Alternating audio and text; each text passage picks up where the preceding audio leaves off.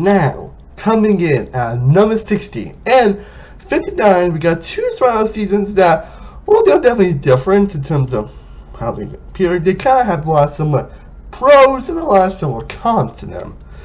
And with number 60 being season 9 of Vanuatu, and 59 being San Juan del Sur. Two seasons that definitely, when they first aired, a lot of people didn't really love or enjoy them, but people got to appreciate more as time went on. That they become like more beloved and more cherished as time went on. Like I said, they pretty much do have these same pros and cons, which is why I decided to include them, talk about them both here. The same cons they have is that they basically have the pre-merge. It's not that great, honestly. Like, it's not the worst pre-merges out there. It's not like boring or anything. But we all can agree that the merge itself is probably what the seasons really shine. Honestly, I think Vanuatu is mostly because of the fact that most of the pre-jury characters are pretty much boring or non-existent or just there. Honestly, and we do get some good moments of Vanuatu. They do have the good moments, like Vanuatu having like Swingville be the vote out, having Chris like struggle with balance beam but end up still being saved. Honestly, and of course Amy being Amy and a couple of good character moments, but again, it's a fine pre-merge. And also the San Juan del Sur. It's fine. It's fine. It does have some fun moments. It does have some fun like exile battle moments in terms of the loved ones. And we're going to get the iconic Drew Christie vote out, which is again iconic and memorable and one of the biggest downfalls in the show's history. Then but you got that John Rocky situation, which yeah. But again, it's always the merge is when both these seasons really shine. Vanuatu, of course, having the amazing underdog story with Chris, who had to be the last man standing after all his men get voted out. You think that he probably would have easily just been the next vote out? Like, oh, Chris is just going to be the next vote. Like, even when he loses immunity, you think it would be easier for them to just get him out? But no, he ended up using his incredible social game to convince Twyla, Scout, and even Eliza to join him. And they basically end up steamrolling Chris won immunities, and he ended up winning the season, giving an amazing Child Council performance, which was spectacular, honestly. And I want to feel that, even though I've always enjoyed Vanuatu probably more than most people, honestly, despite the fine pre-merge. Honestly, it's really the greatness of the merge and the greatness of some of the characters in the merge is what elevates it to being where it is. And I don't think it's anyone that will so, honestly. I even like some people that are in the pre-merge, honestly. Like, I could never know my Nadia, Val, and John Rocker can go. You know, this also season that brought us Kelly Wentworth. You know, she was kind of invisible this season, so it's interesting that she had to act. So it's interesting she ended up having to got a chance to return, or was voted to return in the first place. And even Vondale has some moments, and you also get some other great pre-merge characters. Like, you got Josh, Jeremy, who. Especially how they're people that were considered to be like the top contenders to, in the end, to win, and they end up getting voted out back to back. And then you got the Final 9 Trump Council sticking to the plan, also Keith Neal, iconic character. Reed has his moments. After even Alec West wanted to come out, probably also have that moments by them being kind of a little invisible in the edit, more so Alec than anything, and his performance great. Gene John's downfall is incredible TV. Bayla has her moments. But I was great, and Missy and Jacqueline had their moments, and of course Natalie, who a lot of people know her from along with her sister Nadia from The Amazing Race, and she definitely shined here as being a winner. Honestly, what she was most prevalent in the beginning. I think after the Jimmy Blindside, she becomes a fantastic player, amazing character, and she plays one of the best ways of a winning game ever. Honestly, so I think those is probably why I would put San Juan del Sur just a little bit over than I want to. But they instead just have just fantastic great moments that I have to put where they are on this list. And now we get to number 58, and that is Survivor 43. I'm still talking about Survivor. We have a lot to talk about here. And 43 is probably my favorite of the new era season so far. It's the one I at least enjoyed the most. And again, a lot of that's really thanks to the characters. Well, yes, it's sometimes the struggle to figure out certain relationships at points, which is probably the only main issue I have with this season. And part of the main issue with new era in general, sometimes relationships can kind of come out of nowhere, or some relationships you're like, really? But this is definitely one of the most game-savvy seasons out there. We can get a great cast of characters, probably the best cast that we have gotten in this new era, in my opinion. So at least like everyone's memorable one way, shape, or form. honestly get some pretty insane moments that happen in the pre-merge. Honestly, it's definitely probably the most eventful pre-merge I got in the new era, which is saying so, which not saying a lot honestly, considering the pre-merge is on kind of being the least interesting part of these new eras, but again, the cast really does elevate again. Get some fun featuring characters throughout the season. Like, you also got Moira, who's a ancient first boot. Like, Naya was also a pretty fun character. Lindsay had an epic downfall. Gio has his incredibly bad moments as a game player. Elle also someone that seems to actually be pretty hyped in the premiere and the merge and the preseason, but ended up having a spectacular downfall. I kind of also up having a fun rivalry with Gabriel as well. You actually get some tense fights here, honestly, which fights are kind of rare for Survivor nowadays, considering, the kind of more kid fight nowadays, which I approximate that they're kind of playing this new era for this portion for now kids now, which honestly explains a lot. But the cast is still great. You still get other good characters, again, Dwight, James, Janine, Ryan have a great downfall. Noelle, despite the fact that they kind of push a backstory so much, he's also a great character. You get some great job counsel, some really nice editing choices, honestly, especially when playing the whole Noelle door plan. Sammy having a great character arc, Cody being an awesome character, Carla having a great villain this pretty much portion, but kind of a little bit downfall. And despite the fact that also shot that Gable of all people ended up winning this season despite not being prevalent in the end. Like, he's definitely been consistent, but I don't think anyone thought he was going to win. But honestly, I don't mind honestly Gable winning. It's definitely the most WTF winner, but I definitely don't mind honestly. And I like Cassie and Owen honestly being like two great characters. And of course, you get Jesse, who's in terms of gameplay, is easily the best gameplay we've got in this season so far. And here's the brutal backstab and blindside of Cody this season. Holy shit, that is just incredible TV. And the whole stuff on Janine and Jesse and the season Janine's idol, like a lot of it ends with a lot more fun, interesting stuff that does make the season a lot more fun. And honestly, it makes this 42 years right now the best of the new era we've gotten so far. So we have gotten so far. One, new era definitely has issues, and also the fact this new era also kind of gets rid of a lot of the issues, a lot of the twists that didn't really work so much. Last season, it's like the Hourglass twist. So like here's on the fake much thing, but at least that one is gone. At least Do or Die is gone, so that's a good sign at least. So yeah, I actually like 43. Now at number 57 we have Australian Survivor Season 4, the 2017 version of Australian Survivor. Australia. Pretty much honestly, this season is probably a more improved version of 2016, which is I've already really enjoyed honestly, but this season I think definitely is definitely at least like a little bit better paced honestly. Like this one, I feel Australian season, but I don't think it's really like despite the length of the season, I don't think there's like a down portion of the season. I don't think there's like a boring episode of the season. And yeah, well, a lot of the cast honestly. Well, some are better than others honestly. I mean, this was season we got like Sam and Mark who end up in Blood vs. Water, where of course Mark ended up winning and Sam ended up finishing 8, becoming an interesting character. You took great characters here like AK, Jackie, Kent, Ben, Jared, and Elise, Henry, who's a fantastic character, Tessa having an interesting job of counsel that happens, and of course you got the great, this is the first time we see the great Luke Taki, who, as I mentioned before, I went to talk about Champion for Contenders 2, I think he's one of the best Survivor characters ever. Like, this guy is just fantastic TV. His great confessionals, his snarky attitude, his back and forth between a lot of the players. The guy is just a riot to watch. He is definitely an incredible character all through, while being a solid player as well, honestly. Because the winner Jericho, who, well, this definitely saw the point where basically we're starting to get to the more traditional, obvious winner edits of Australian Survivor that they're kind of known for. Jericho's still a pretty good winner, honestly. I don't think his gameplay is as great as everyone says it is, but I think he's still a pretty good winner. Again, Rocky, Michelle, you get a great cast here as well.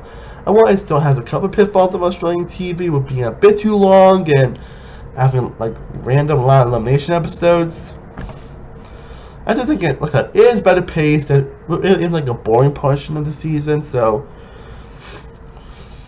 the length is still one of the reasons why it is as low as it is right here. But this is still great TV with some fantastic jump counts, so some insane vote outs to happen. Not to mention, it's also the first season I think introduced the I'll Nullify. I think a little bit before David vs. Goliath did, if I remember correctly. So, just that. So, yeah. Australian Survivor 2017 acted to be a much more improved version of 2016, honestly, and still a great season of Survivor.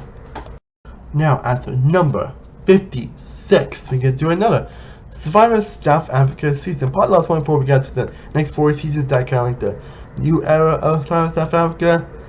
And now Survivor South Africa Champions. Again, this was, my season, they were still trying to figure out what they wanted to do with, Survivor South Africa, what they wanted to do for that, honestly. But this new season, where again, I do think the cast itself is still great. It definitely is a really interesting season where basically the 20 players and you also had this like captain's twist that appeared that ended up being a little interesting, but it did make for some interesting TV, that's for sure. And you do get a pretty solid cast throughout, honestly. Like, of course, a lot of these players end up returning in returning outcasts, and some of them had legacies like boosted, while some have their shit. Like, of course, you got like Canary, who ended up being an interesting odd first move if you really think about it. Shona having an interesting downfall. Philip being a great TV here, but he has to become even better TV in Return to Outcast. You got Maria, who also had her was pretty much like great and fantastic, and of course you got Shane here, who I think Shane here is like iconic TV. He's an incredible villain, honestly, and he's also this guy that apparently also stole an idol, which is interesting. But you got other great characters here like Moira, Sally, Steven, Soneb, Buble, Seaview, David, Zion, of course, the great winner in Graham, who people may describe as kind of like a more boring version of Tony, and yeah, I kind of agree. He is kind of not a less interesting version of Tony, but still a kind of a fun version of Tony. It's like shaking and back and forth gameplay throughout the season. In fact, he somehow won the season. Is actually pretty impressive, actually. Actually, it makes for, again, amazing TV, and it makes for a very solid win, honestly.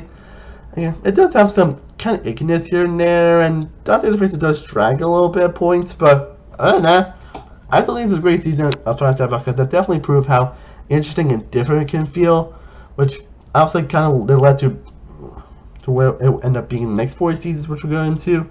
But I looked at actually pretty high on this ranking, but overall, Survivor South Africa Champions, great season, I do recommend it. Now at number 55, because for the longest time what people consider to be the most underappreciated Survivor season ever, and people still think that, honestly, and that is Survivor Season 11 Guatemala.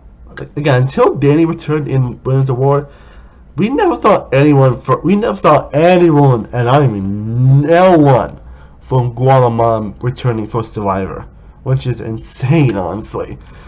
Well, yeah, you do get like a couple of pretty much duds here, honestly. I think most of the cats, I think, is pretty well done, actually, honestly. Like, interesting first bit with Jim. I think Burke has some moments, and Blake, his downfall, and it's great. Like, Ryan's a fantastic pretty much character. Definitely a pretty underrated character, honestly. I'm glad it's got a lot more love recently. Amy is also a good character. Brandon has its moments. You also got Bob John and Stephanie returning, and Bob John's also great TV, and his fun rival Jamie, who's also another great character. Gary has his moments. Judd, fantastic television all around. The fact that Judd hasn't returned yet is kind of a shame, honestly. Sydney's great, Lydia's great, Ray, fantastic character and game player. And again, Danny's also a great character here, again, using the time of trying to hide her strategy, which may have a win kind of come out of nowhere, but it definitely was a unique strategy at the time, and her win is still satisfying. And Stephanie taking an interesting turn, like I totally forgot how kind of villainous she is in this season, honestly, but I mean, here you are.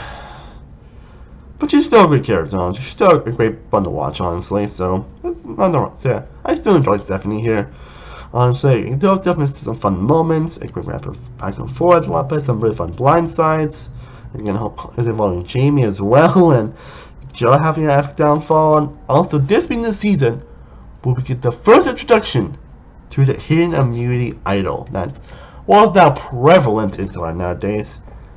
It's really prevalent. It's like, well, it's just your typical like safety net, honestly, but Academy just get immunity. It's actually how this is the season that we got first introduced.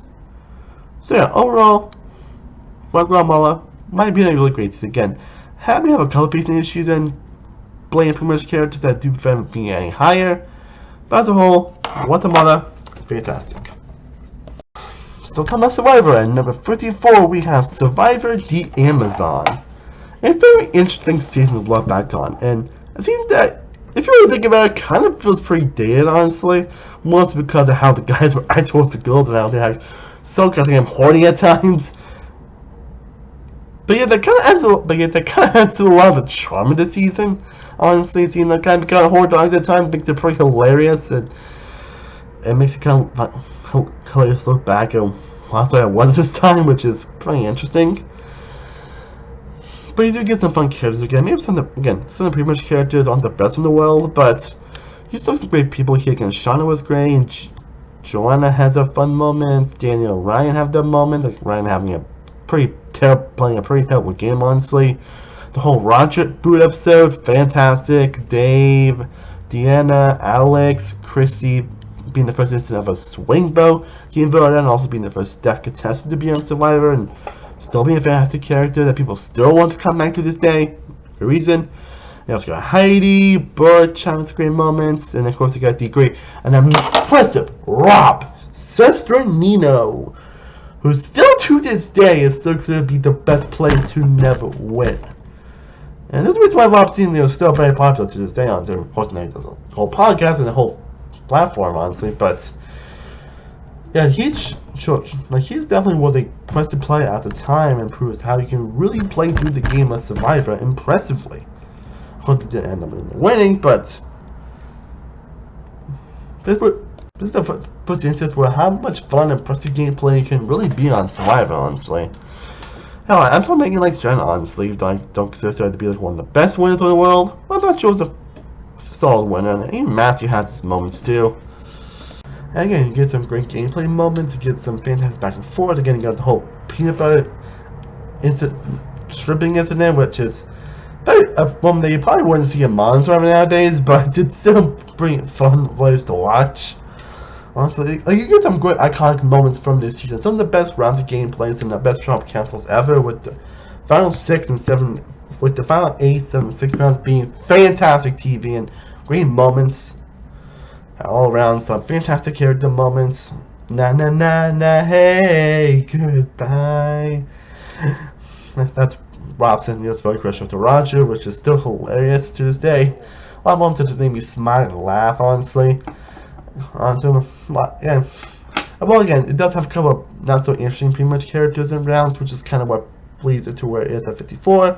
Amazon, I think, is still a landmark for the season for a reason, and a season I still very much enjoy. Now we can actually talk about Big Brother, actually. Big Brother. That is Big Brother Canada 4. And while I've never been familiar with Big Brother Canada for a while, honestly, Big Brother Canada 4 is probably the first season I actually started watching the actual show. This is why I actually started watching Big Brother Canada as it was airing. Honestly, and so again, I always like the first shows I watched on this season. Always kind of have a special place for me, honestly. Cause maybe in some ways it probably shouldn't be this high, but I think Canada 4 is still a great season of television. I think a lot of that's really because of the cast, honestly, and a lot of the crazy moments of gameplay that happen. But it does have some little issues that Canada does have in terms of the twists and everything. I don't think it really has as many twists on it, so the only thing it does is we have a double fiction where basically one of those two people will end up coming back. But otherwise, again, you do get great cast here, honestly. Again, you got Kelsey here, I think is a fantastic character, and so on. I would actually love to see make a return at some point. I think she actually do well on return, honestly. And of course, you got the turn of basically having like 2 international players, like with Nikki and Tim, who also Nikki, by the way, rest in peace, honestly, because for my guy, Nikki is a very iconic character. And a lot of reality shows know for having like, tantrums and outbursts, and well, for my right, don't get a lot of craziness here. She definitely does have some moments. She doesn't really do much into the gameplay. In fact, she doesn't really do anything in this season. But you got Tim Dormer, who I think Jimbo is one of the best characters ever on Big Brother, honestly. And I still need to watch his Australian time to be on Australia, but Tim Thorne, I think, is a fantastic character and an awesome player to watch. Just iconic, great, and insane TV. I fucking loved him so much here. You know, Cassandra, who I think is also a fantastic character. Even Joel has his moments. Jared is fine, honestly. Maddie is also pretty solid, honestly. Ramsey is fine. Raul, fantastic. Mitch having a pretty impressive gameplay up to his boot round, honestly, which is, I'm still think Mitch still have Shoemaker return. Dallas, Levita, Paige is fine. Sherry's fine. Christine's just there, honestly. Honestly, like, you get some great characters here, so I'm really fun with gameplay with some peasants out moves that are just like, eh? But it still makes for awesome TV nonetheless. Honestly, like, whole Mitch Brown, I think, is just fantastic breaking on the TV in general. Honestly, the insanity that happened that season, honestly. Well, I'll say those are moments that don't have the best gameplay in the world, and I still don't think they can fill the best winners in the world, honestly. But like, kind of boring. The craziness of the cast and the great back and forth do make this season still a lot of fun and entertaining, but I don't think there's really any like true down points in this season, honestly. And the back and forths do make even those I do think that Nick and Phil are boring, they do have their moments, yeah, as in Nick and Phil, because there are two brothers that compete as one this season. But as a whole, Big Brother Canada 4, I still think it's great. And now we have more Big Brother Canada, no, more Big Brother, sorry, more Big Brother, that is Big Brother 5. A true iconic for the show, and for good reason, honestly. I think I've definitely grown to appreciate the more I think about it, honestly. I don't think it was like this high on the original, I think it was a bit lower, but the more I think about it, the more I actually do enjoy Big Brother 5, honestly. Again, a lot of that's really thanks to the cast, honestly. And you get some really great characters here, of course. You get some characters that end up being nice. Of course, you got Jace here, who is a very iconic, pretty much character and has incredible moments, some great gameplay. Does really make people still remember Jace to this very day. He is such a memorable and fun character to watch, and his downfall is just great TV, being the first instant of the back door, which, while now it's more prevalent now, Big Brother, this is the first true instance of that. The first true instance of that on. And of course, you got the whole Project DNA stuff that happened this season with the twin twist with Adrian and Natalie, and having like Mike Cowboy and the Comas basically being brother and sister. Which that wasn't a pretty touching story, honestly. And you got Adrian pretty much like ruining her game when she tried to talk to Will for no reason, one of her allies, and Will also being her character, but that moment was just insane TV to watch. Honestly, I think Karen is also a pretty underrated character. Marvin's fantastic TV. The Comas Diana are great. Cowboy's great. Drew, maybe a bit boring in terms of personality, but I still really liked them. And I think it was still a worthy winner, honestly, this season. You get a lot of good back and forth, some long great fights, some iconic moments. Again, the first instant of the back door. Again, maybe a set on the round where maybe Adrian and Allen kind of give on back to back, where there's not much going on there. I think it's really a true down point in this season, honestly. So, as a whole, Big Brother 5, I still think it's a great old school season. I think it still actually holds up really well today, actually. Now, we're back to talk about Hell's Kitchen. Hell's Kitchen. I mean, it's about 2 seasons there. Similar to what I said about Survivor I Want To, and someone that sort of have similar pros and similar cons. With 51 being Hell's Kitchen Season 20 Young Guns, and 50 being Hell's Kitchen Season 19 Las Vegas. Of course, being the portion of Hell's Kitchen where I think they started to go from like more likability, not have like too many like villainous chefs, like aside from Cobra just not having like really like true villainous chefs or true terrible people in the cast. Of course, there are some exceptions, but for the most part, we got a overall pretty likable cast in terms of 19 and 20. Because that actually are very likable, fun, and joyful, and just having like great back and forth with each other. And overall, just pretty talented people. Like, actual good chefs. Actual good chefs. Which can be a pro, considering you know they are very likable and fun and just rootable. But kind of a con, because it doesn't make for like a because sometimes it does have you watch these shows for the conflict and the drama, and these seasons, aside from some portions, don't really have a lot of it, honestly. But honestly, the big thing I can say about both these seasons are the cast, honestly. I'll say 19 probably has the better cast, which is probably why I have 20 just a bit below 19. But I think 20 still has a good cast, honestly. Like maybe some just don't stand as much as they should, honestly. Again, it's not also cast 7 points this season, but everyone's pretty enjoyable. And like except Matthew, has a pretty interesting first boot. Also, still not huge, and this one also saw the whole first attempted to should be eliminated before the first dinner service, which was very interesting. They do get some still get great characters in season 20, like Kaya, Bryn, Steve being incredibly likable, Emily, who was just a fucking doll, Antonia having kind of a interesting arc, who kind of went from being not likable to very likable. Sam, Josie, Victoria have their moments, Morgana, Peyton, Kevin having a weird downfall, but fun downfall, Keanu being a great character.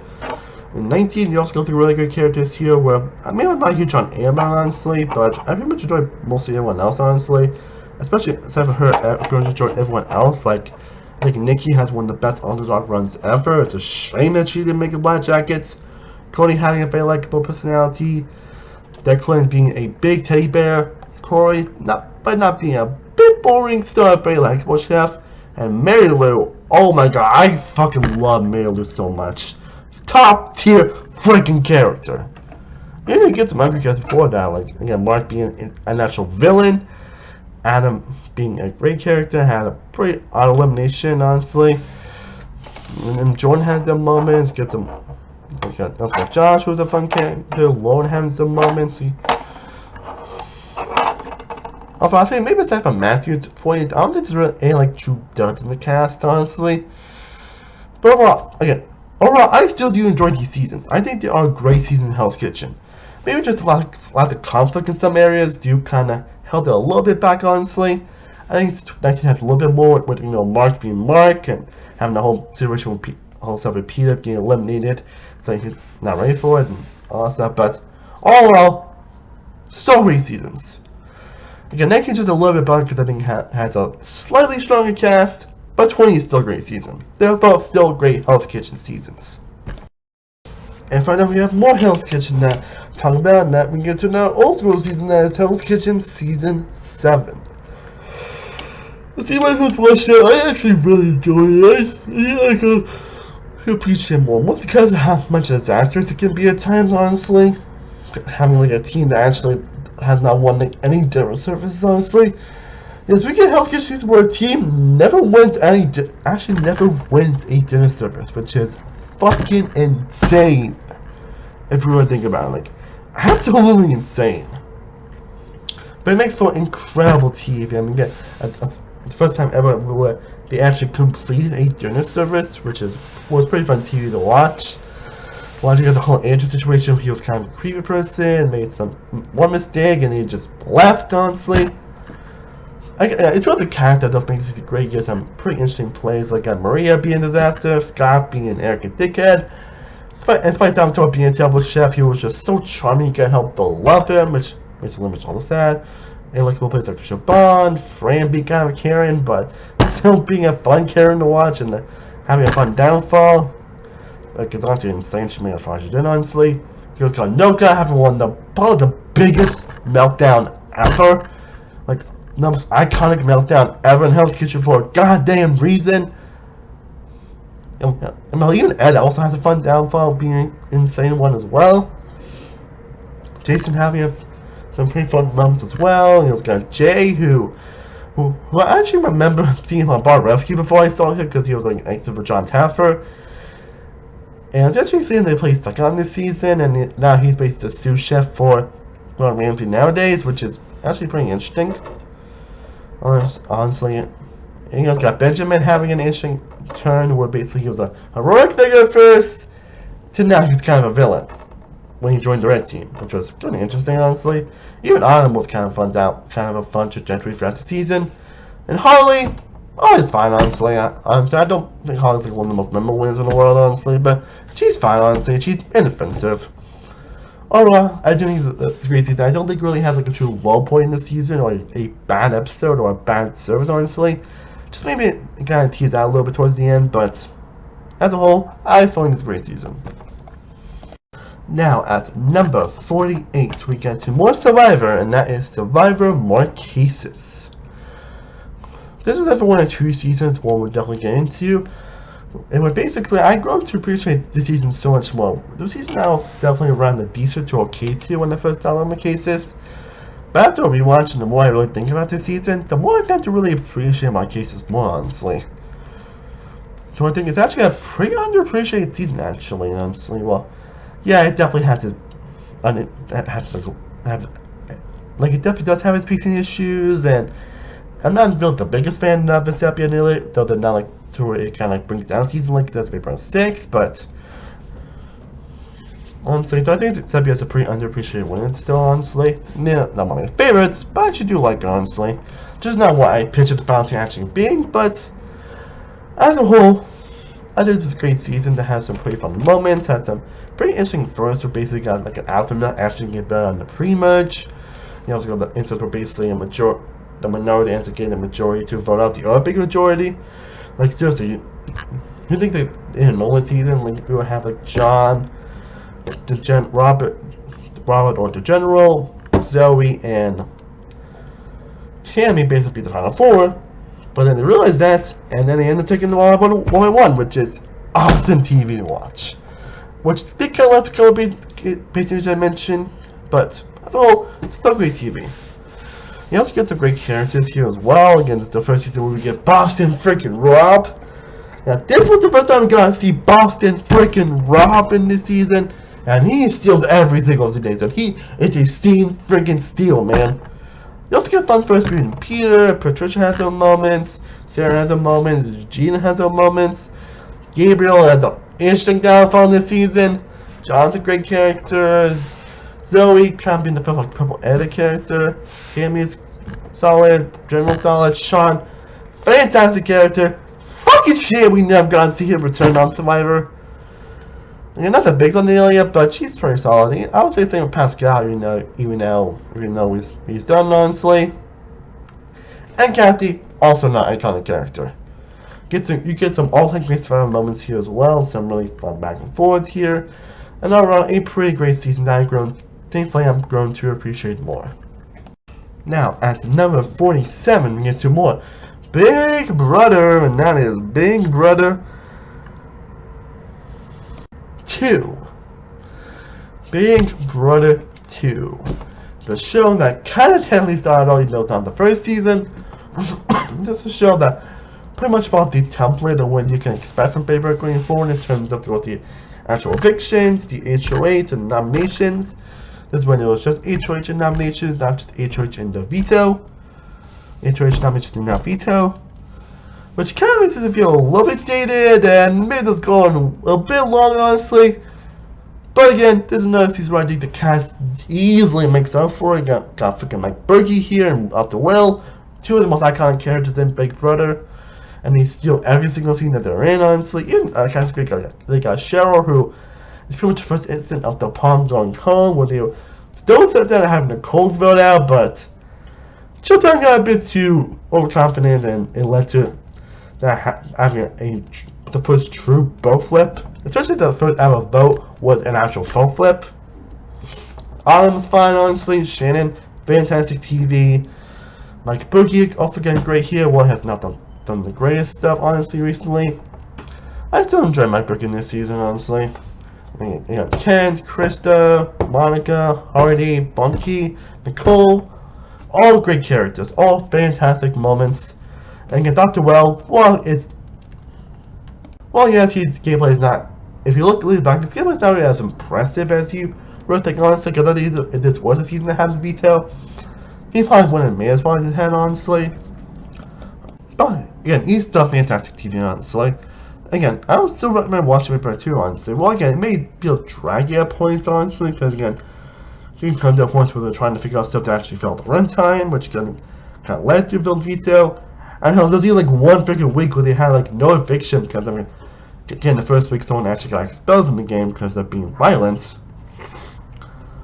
But as a whole, I still Big Brother 2 is a great season. That's a great starting point to what this show ended up becoming. Now we get to the most somehow bad shit and train-wrecky season of Hell's Kitchen at number 46, and that is Hell's Kitchen Season 8. Season now, honestly, I don't know if I should enjoy as much as I did, honestly. But I'm kind of a sucker for these kind of train-wrecky seasons. And oh my god, I had a blast here. Honestly, like this is definitely, like, a lot of people consider Season 8 to have the least talented cast in Hell's Kitchen history.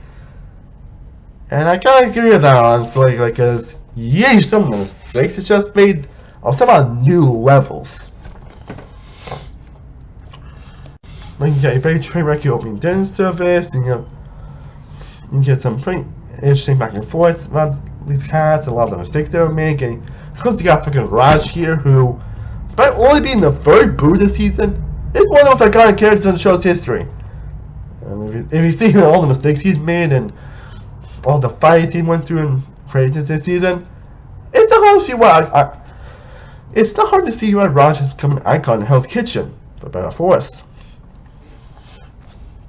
Oh yeah, I want to like every character. It's not the greatest. Like Emma's not the most interesting character either, honestly. Yeah, Rob can be a little bit annoying at times, honestly, and Trev definitely has his terrible moments.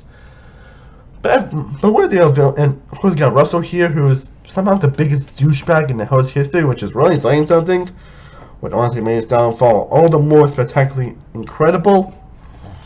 But he still some great characters here. Again, Louis so great. Curtis had a pretty interesting downfall. And Vinny has his great moments. Again, Rabbi still enjoys by him being annoying at times. Boris was a pretty heartfelt guy that makes some pretty terrible and laughable mistakes. Melissa having some pretty terrible services, like all-time worst services. 2 of them in a row, which you can overcook 23 steaks and overcook so many scallops. Like, oh my fucking god. I could not stop laughing. And also got Sabrina, who basically is just kind of a bright character, but you couldn't help but have so much fun with her, honestly. Even though I think she has gotten better as season 1 in terms of her cooking ability. And Gail had a pretty interesting up and down shift in the show's history, where at one moment she's like great and amazing, and another she's pretty much a disaster. Which, and it's got my favorite part. I think my favorite part would be Jillian this season, who, despite being kind of I think kind of like terrible at times at certain sort of people, like she was kind of like Sabrina in a way at the beginning, but she ended up having a pretty much an interesting heroic upside in the season. We actually ended up really enjoying her throughout the season. To be like, I don't know when she ended up winning the season, but I still really enjoyed Jillian. Now, I enjoyed Nona, honestly. Again, I won't say she's like the worst winner on to Hell's Kitchen, because at least on like Janelle and Natasha, she's at least much more memorable. But she's definitely on the low end, honestly, because she's definitely a very interesting winner for sure. Except she's been like a lot more inconsistent throughout the season. But again, like I said before, I'm a sucker for these train seasons, and the fact that Nona still beat Russell of all people, and most was like an epic downfall for season where even after he lost, he's like, "You guys failed me. I'm gonna blackball you so hard." But yeah, overall, Hell's Kitchen a very train-wrecky season, but a fun train-wrecky season. Now at number 45, we have more Big Brother, and that's Big Brother Canada 3. Now, Canada 3. It's definitely an interesting season, honestly. I still think this is definitely one of the best seasons of Canada. It definitely is an interesting one because, well, this season, where you got the twists in the last 2 seasons were egregious. This season had twists galore. We basically had the first week, basically everyone's HOH, everyone nominated someone, and it only had Canada vote to evict the nominee. Those got twist basically have like a power to save someone. They end up being the 2 placement nominees, which is insane, kind of like a coup d'etat. Once again, the usual Soulmaker returns for this season as well. Those got an instant eviction, and this one they actually introduced the triple eviction, which basically they have 2 people get evicted in 1 eviction, but this time having to save the 1 person they want to save, which that makes for interesting TV, that's for sure. But again, despite the twist galore, this is not a season where I think the cast really does save it. Well, I don't think there's really any true duds on this cast, honestly. But even though the pre-jury plays like Risha, Also, a lot of the players like Risha, Nada, Craig, Johnny, even some of them I think are actually pretty memorable. You'll get some all-time epic blindsides, with the Jordan Boo being one of the best blindsides in the show's history. Like, oh my god, that was insane TV. Sydney with S playing terribly, but also being fun. Bobby having his moments. Willow was solid. And Kevin, also a great character here. Bruno, also a great character here. Zach being great moments. Pilar, Brittany, Ashley. Even Sarah has a great moment. I think she's actually a pretty underrated one, actually. You know, I think she might got a look at times. And of course, Godfrey, I think it's another all-time great character. So yeah, all that stuff really makes season so much fun. What, even despite the egregious twist, there's never any like true frustrating down points in the season. It's just like going and interesting, and just can't help but enjoy the ride. Honestly, so yeah, I think Big Brother 3, I think is a fantastic season, even despite the twist that probably shouldn't be there. Now, before we get Big Brother season, I actually flipped back and forth. Actually, originally I think I just got a few spots lower, but I ended up putting a bit higher, honestly, and that is Big Brother 11, which is the season that made me a Big Brother fan. Big Brother 11 is the season that made me a Big Brother fan. And again, I do love Big Brother. I still do love Big Brother 11. I think it is a pretty underappreciated season, honestly. One I feel a lot of fan bases are going to appreciate more over time, and for good reason. Again, you got a pretty interesting cast throughout. Like, you got a pretty unlikable first movie with Brayden, but you get some other characters like Laura has some moments. Casey is fantastic.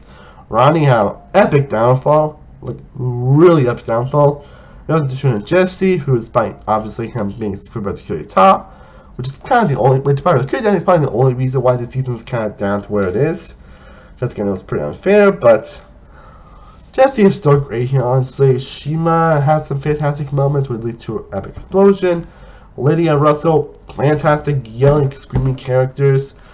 You know, it's got Jeff and Jordan here. To while I think Jeff was as likable in the beginning, honestly, I think he was going to be an interesting and fun character throughout.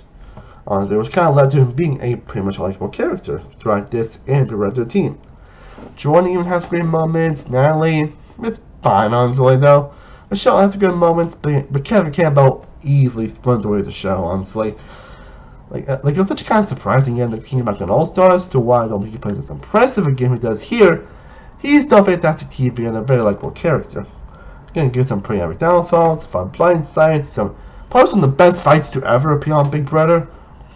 And again, a recipe for a great season that, again, maybe a little bit nostalgia talking because again, this was the first season I watched, honestly.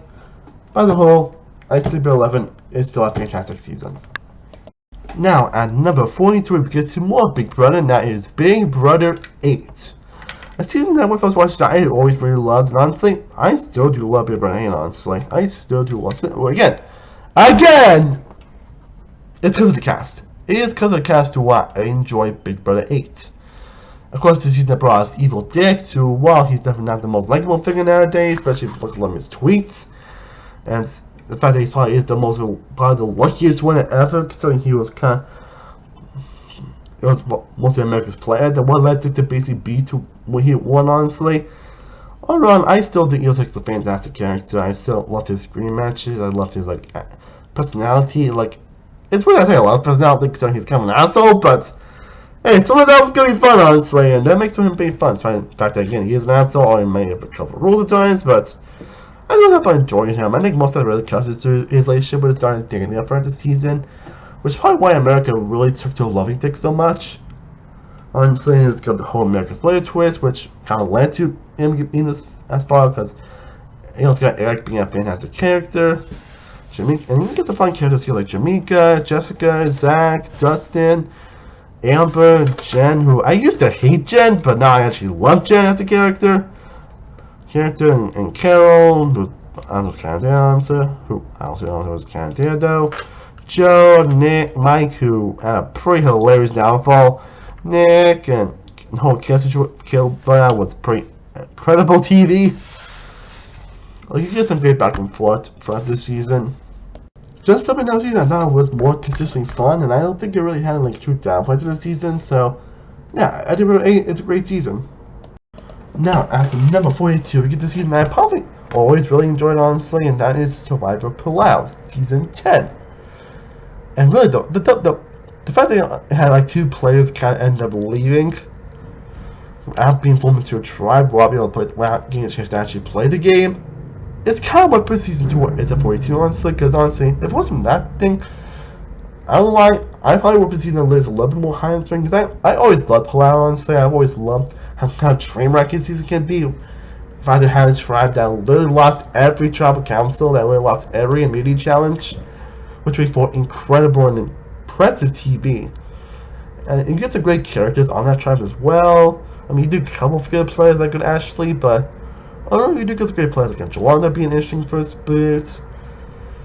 And Jeff having fun downfalls, and then he kind of quit game. Kim, Angie, Ibrahim, James having some iconic moments. John, Stephanie having incredible art throughout the season. Even Cora has great moments, honestly. And Kobe, Janu, Willard having a downfall, but so obvious that he didn't try to hide it. Greg having a great blindside. Karen having, I mean, Karen sucks, but Karen's still fun. Jen having some great moments. Rest in peace, Jen. And of course, we got Ian, who I think is an iconic, fantastic character who had an impressive downfall and impressive, great arc at the end of the season. Tom being a true dominant winner, but still a fun dominant winner. Hell, I like Kid honestly. I think Kid's quite underrated, actually. So yeah, a season that had pretty much all the greatness of a good Survivor season. Again, maybe I have a couple of pre-jury players and that whole double elimination, or 2 players join 1 tribe. Kind of puts it a little bit down to where it is, 42, but it still is fantastic. And now at number 41, we have Survivor, the Australian Outback. Like, I know some people that apparently do not like this season because of the pacing, but I've always loved Australian Outback. I think it's a classic season for a goddamn reason. And overall, I still do love Australian Outback. I still think this is a fantastic final season. Now, well, I would come back for one I like this more than Borneo than the first season. To watch, I think it's not Borneo's a little better. Usually, it's definitely a little bit higher in its ranking, but Australian Outback is a fantastic season. Well, yeah, it may have some pacing issues near the end of the season, but we just kind of put only put in 41. But again, I'm not saying at the beginning, you get some iconic Survivor characters here. You get some fantastic characters. So players that are great, have some great back and forth where you get some iconic moments of the show with Jeff on top of peanut butter, the whole Mitchell vote out, Michael Scoop get evacuated, showing how real Survivor can be. The Kimmy and Alicia fight, the Jay and Manti blindside, Jay and Manti and Colby's kind of flood man throughout the season. Colby taking key to the end and ended up losing. Like, you get some great iconic moments here as well in this. And even these seasons were kind of dry, you still get some fun back and forth throughout the season as well. And of course, the whole Australian look is fantastic. You get some great iconic moments in this season, some iconic characters with Tina, Colby, Amber, Jerry, Jeff Honor, Kimmy, Scoopin. Now for not the reason Scoopin, but that's a sort of another day. Yeah, Mitchell being also a great blindside as well. The whole beef jerky incident, that's still a mystery to this very day. As a whole, again, Australian Outback, iconic season for a reason. Shows the most memorable moments, the most fun moments of the show. Again, having some of the most iconic characters. The season that still, Tuesday, probably has the most returning players from, and for good reason. So yeah, Australian Outback, fantastic.